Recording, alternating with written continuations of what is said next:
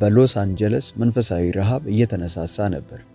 በጣም በጠለቀ ፍላጎትና ናፍቆት አዲስን ነገር ለመቀበል የሚጠባበቅ መንፈስ ይታይ የነበረ ከመሆኑም በላይ ሴይሞር ከመድረሱ በፊት ጀምሮ የመንፈሳዊ ሪቫይቫል ምልክቶች መታየት ጀምረው ነበር።